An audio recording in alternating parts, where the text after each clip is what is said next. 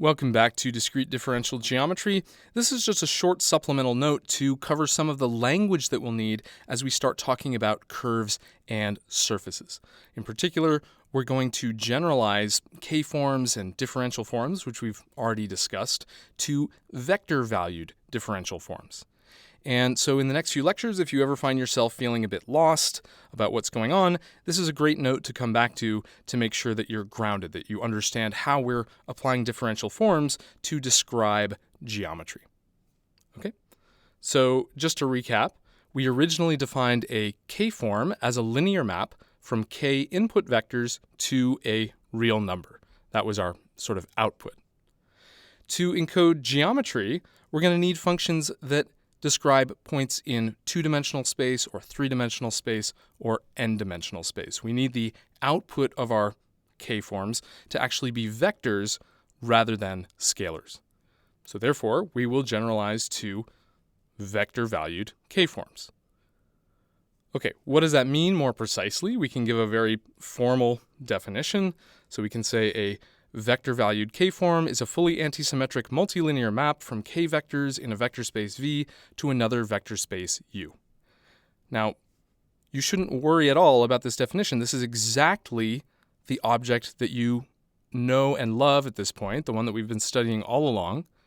Literally, the only thing that's changed is what is this output vector space U? So, for instance, all the K-forms that we've seen so far have had U equal to R, right? We take K vectors from Rn as input and produce one value, one number from R as output. So something new and different would be an R3 valued 2 form on R2, okay?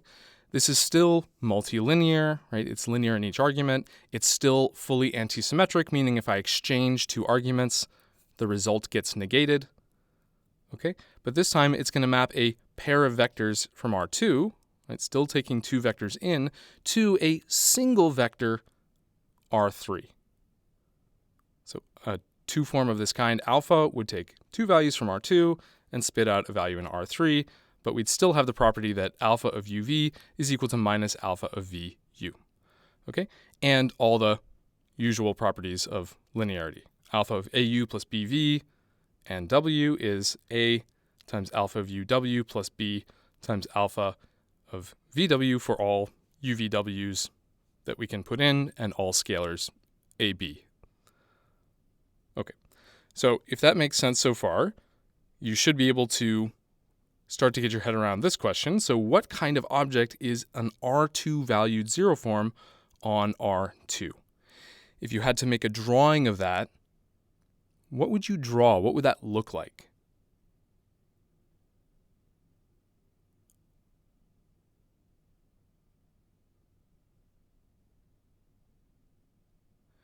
Well, the thing to remember is that a 0 form, as we knew it before, was a scalar function. It took no inputs at every point and gives you a number. So without giving it anything, it gives you a number at every point. A number at every point of the plane, R2, is just a scalar function on R2. And likewise, a value in R2 at every point of R2 is, well, you could draw that as a little arrow, a vector field on R2. Right? At every point, I get a vector. And I should be clear, this really is a vector field. Before, we talked about how a 1 form on R2 is like a vector field, right? Because it takes vectors as input and produces scalars at output. A 1 form does measurement, whereas a vector or vector field is the thing that gets measured. In this case, our object really is a vector field, right? Because without taking any values in, I already get a vector out. Okay, so this is also a really good moment to test your understanding of differential forms and the difference between vectors and covectors and so on. Let's look at an example. So consider, for instance, a R3 valued 1 form on R2, which we can write this way. So we still have the same basis 1 forms, E1 and E2. But this time, our coefficients are not just numbers anymore. They're lists of numbers. They're vectors. Right? 1, 2, 3 times E1 plus 4, 5, 6 times E2. Okay, how can we visualize this? How can we draw this? Or what does this mean, or what does it do? I mean, certainly you could try drawing 3 different one forms, right? One for the first component, one for the second component, one for the third component, though it's not clear that would give you a whole lot of insight into what's going on here. So another way to understand at any time what a K-form is doing is to simply apply it to some vectors and see what happens. And that's a good general principle. If ever you have a K-form in your hand and you want to see what does this thing do, what does it mean, well, try plugging in some vectors, some special vectors, some generic vectors, and just see what happens. So for instance, let's say we start out with a pair of vectors, u and v, in the plane, right? We can apply alpha to these 2 vectors. And what does that do? Well, it takes those vectors to vectors in R3. Why is that? Why is that?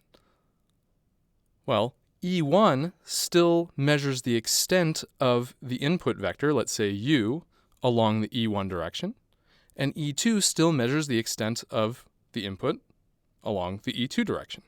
So E1 of u is a number, E2 of u is a number, and then we use those numbers to scale up these 2 vectors, 1, 2, 3, and 4, 5, 6. So we take a weighted combination of these 2 vectors. Okay? So all I'm saying here is that alpha ultimately defines a linear map from R2 to R3 in kind of a funny way. Question: what do we get if we evaluate this one form alpha specifically on the vector E1 minus E2? Right? How do we actually carry this out? If we can understand it conceptually, that's one thing, but can we actually calculate with it? Well, fortunately, evaluation of differential forms on vectors is not much different from the scalar case. So if we want to evaluate alpha of u, what do? Well, we just plug in the definitions of alpha and u. So I expand alpha, and I apply it to the vector E1 minus E2. Okay. What is E1 of E1 minus E2? Well, remember E superscript 1 is the one-form basis that measures the extent of a vector in the first direction. So E sub 1 has a magnitude 1 in that direction. E sub 2 has a magnitude 0 in that direction. So overall, we get 1 minus 0 is 1. And similarly for the second term. Okay? So we have 1 for the first term, minus 1 for the second term. I take a weighted combination of these 2 vectors, 1, 2, 3, minus 4, 5, 6, and I get minus 3, minus 3, minus 3. Okay? Again, if you find this confusing, another way to think about this is we're not doing anything different at all from the scalar case, except that we're just doing it once per component. Okay? And that's really the key idea when working with vector-valued differential forms. If you ever get lost, you can say, well, most operations actually look just like the scalar case, except we apply it component-wise. Now, if that were always the case, if we were always just doing things component-wise, we might not bother introducing this idea of vector-valued forms. So where does this get interesting? Well, it gets interesting, really interesting, when we start talking about the wedge product. So perhaps the most important change as we go from the scalar to the vector-valued case is how we evaluate wedge products for vector-valued forms. So consider, for instance, a pair of R3-valued one-forms, alpha and beta, which each take a vector as input and give a point or vector in R3 as output. How do we evaluate their wedge product? What does it mean to take the wedge product of 2 R3-valued forms? Well, let's start with the algebra. Right, we'll try to interpret this graphically or geometrically in a moment, but for now we can at least do this symbolically. So alpha wedge beta applied to a pair of vectors, u and v, is, well, typically it's alpha of u times beta of v minus alpha of v times beta of u. Right, this formula that we motivated kind of by talking about projected areas and so forth. Now, if alpha and beta were real valued one forms, then alpha u, beta v, and beta u would just be ordinary real numbers. And so we could just go ahead and multiply these numbers and take their difference. Okay? But we have a little bit of a problem here. Right? What does it mean to take the product of two vectors from R3? As we've just seen on the previous slide, alpha of u is taking a vector in the plane and mapping it to a vector in space. Beta of v is taking a different vector in the plane and mapping it to a different vector in space. What is alpha of u times beta of v? What does it mean to take the product of two vectors in R3? Can you think of any way to do that?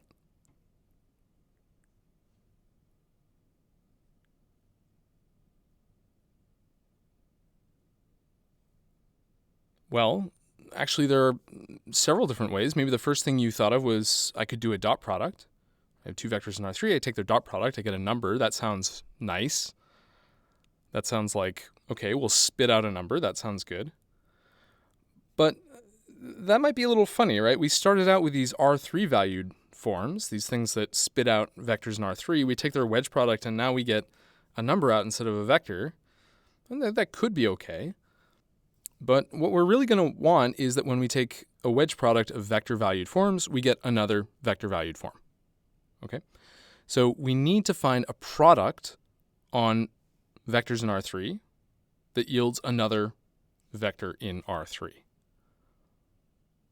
Okay, so can you think of any product of that kind? I hand you two vectors in R3, I take their product, it gives me another vector in R3. Okay, hopefully this isn't too mysterious. I can take the cross product. Right, and so maybe now this expression above makes sense. Alpha of u cross beta of v minus alpha of v cross beta of u gives me, well, a vector minus a vector is another vector. Okay? So things at least check out algebraically. I know how to now do this wedge product, and I get out, as desired, a vector from this two-form. We can also try drawing a picture of this situation, right? So when we're working with 3D geometry, we're going to have R3 valued K-forms. We're going to use the cross product to multiply vectors in R3, and this is kind of what it looks like.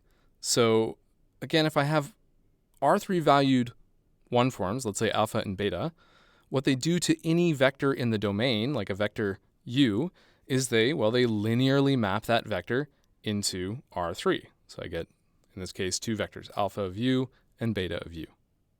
So now if I want to apply the wedge product, well, the wedge product of two one-forms gives me a two-form. A two-form needs two inputs. So, okay, I've got another input v over here. I can linearly map that into R3 using alpha and beta, and then apply my usual formula for the wedge product, but this time using the cross product rather than the ordinary real product, right? So alpha of u cross beta of v minus alpha of v cross beta of u. I could draw this by saying, well, when I take a cross product of two vectors, I get a perpendicular vector whose magnitude is equal to the area of the parallelogram. That's true for both of these terms. So I have these two vectors. I subtract them. I get a new vector. What does it mean? I mean, in general, not a whole lot. But when we start working with curves and surfaces, these one forms and two forms are going to have very specific meanings that have to do with the curve or surface. And it's going to become actually very natural to interpret the geometric quantities coming out of these differential forms. Okay. One thing we have to be careful of is, as always, symmetries and antisymmetries and signs and orientations. Okay? So, for instance, with real valued forms, we observed that we had antisymmetry both in the wedge product itself as well as the application of any two-form to a pair of vectors.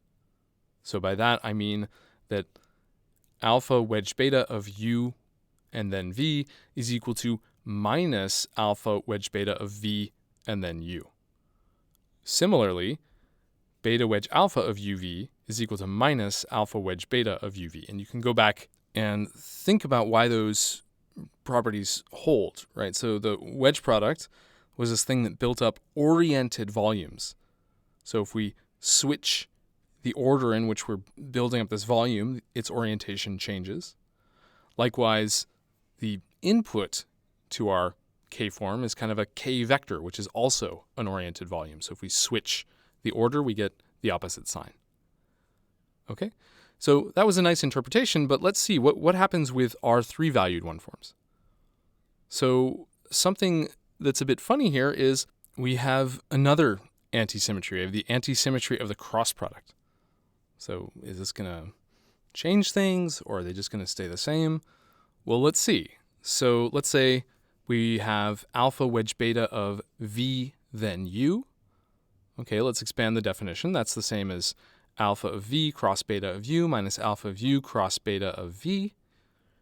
And well, I can also write that, if I want to kind of switch the order around, I can write that as minus quantity alpha of U cross beta of V minus alpha of V cross beta of U. And what does that look like? Well, that just looks like alpha wedge beta of UV.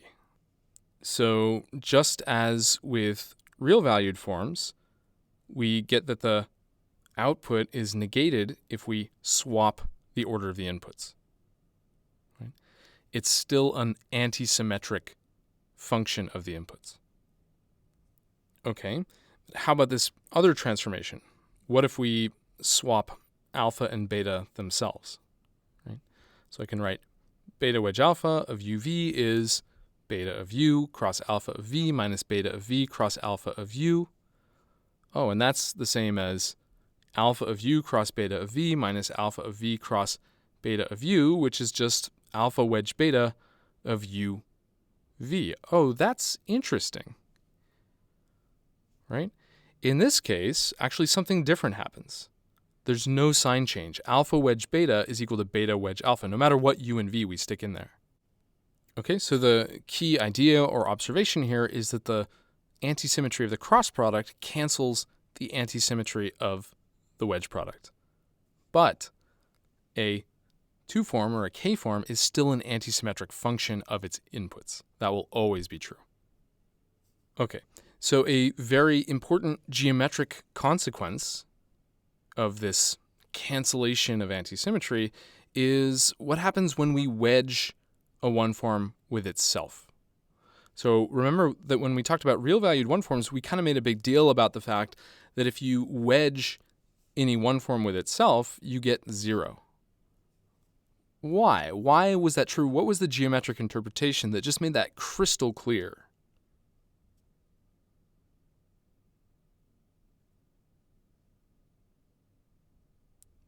Well, our picture of the wedge product of two one-forms is that we thought of the one-forms as the edges of a parallelogram. And so if we try to make a parallelogram with two copies of the same vector, right, that parallelogram is going to have 0 area. Okay. However, this is no longer the case with R3 valued one-forms or R3 valued one-forms where we use the cross product. Right? Let's just write it out. So we have alpha wedge alpha of UV is alpha of U cross alpha of V minus alpha of V cross alpha of U. But if we swap the last two terms, we get 2 alpha of U cross alpha of V. And unless one of those two vectors just happens to be 0, this is going to be non-zero. Okay?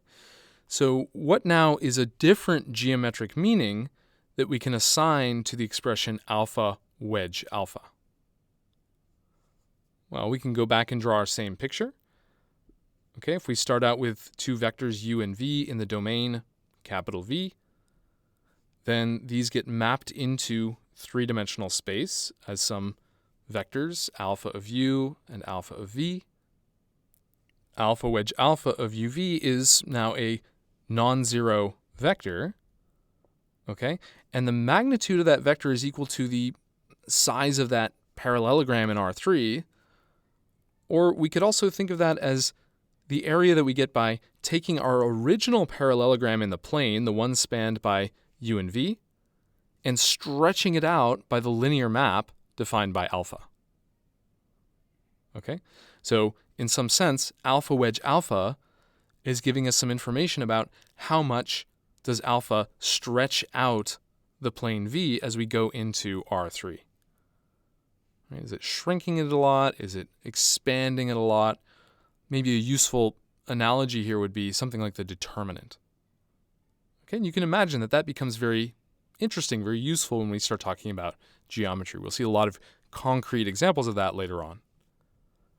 Okay, so finally, just as we distinguished between a k-form, meaning a value at just a single point, and a differential k-form, a value at every point, we'll say that a vector-valued differential k-form is a vector-valued k-form at every point. Okay, there's nothing deep going on here. This is just the same as saying the difference between a vector and a vector field is in a vector field I have a vector everywhere rather than just a single vector. Right? Just like any differential form, a vector-valued differential k-form gets evaluated on k vector fields, let's say x1 through xk. So just as a little example to test our understanding, let's say that we have an R3 valued differential 1 form on R2. So we can write this algebraically as alpha equals, let's say, 0, 0, 1 times dx plus 0, 1, 0 times dy. This is not a particularly interesting differential 1 form, right? This is constant. It's the same at every point. These column vectors could also depend on x and y if we wanted. Okay?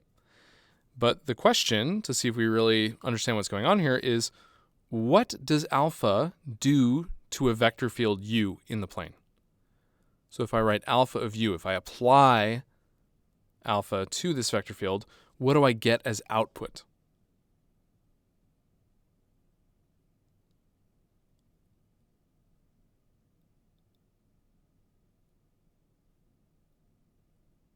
Okay, this is a little bit funny, right? Alpha is a linear map. It's defined at every point of the plane.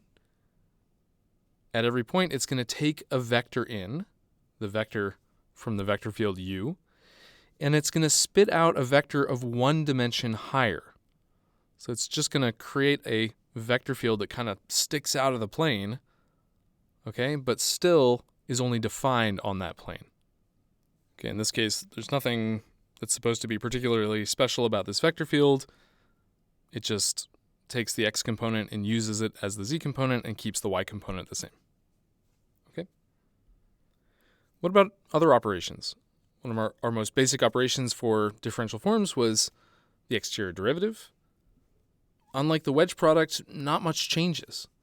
For instance, if we have an Rn valued k-form, we really can, in this case, just imagine we have n different real valued k-forms and differentiate as usual. Okay, so for example, let's say we have an R2 valued differential zero form phi, which at each point xy is defined as x squared xy. Okay, two values at every point. Then what is the exterior derivative? Well, our usual way of writing the exterior derivative in coordinates is to take the partial derivatives with respect to each coordinate and then multiply by the basis 1 forms. So how do we take the partial derivative of this column vector? We just take the partial derivative of each of its entries. So the partial derivative of phi with respect to x is 2xy. The partial derivative with respect to y is 0x. Those become the coefficients now for our R2 valued 1 form. Okay. Another example.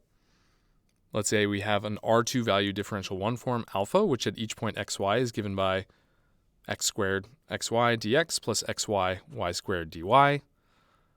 Okay, hopefully you see the pattern here. What is d alpha? Well, we just do the usual thing. So it's the derivative of the first term wedged with dx plus the derivative of the second term wedged with dy. How do we take the derivative of the first term? Well, we just did it, right?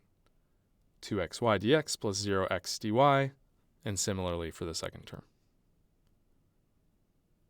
Okay, altogether, we end up with, again, a vector-valued 2 form, meaning we just have the basis 1 forms, dx wedged with dy, and then a vector of coefficients. What does this mean geometrically? It means, well, if we stick in a pair of vectors u and v, dx wedge dy is still going to measure the area as usual, and then just scale up the column vector y minus x by that measured area. Okay, so that's it for this little note. We have some of the mechanics in place for working with vector-valued differential forms. As we start to talk about curves and surfaces, we're going to see all sorts of examples that make it clear why this language makes sense and gives us some very nice expressions for talking about things like curvatures and so forth. See you then.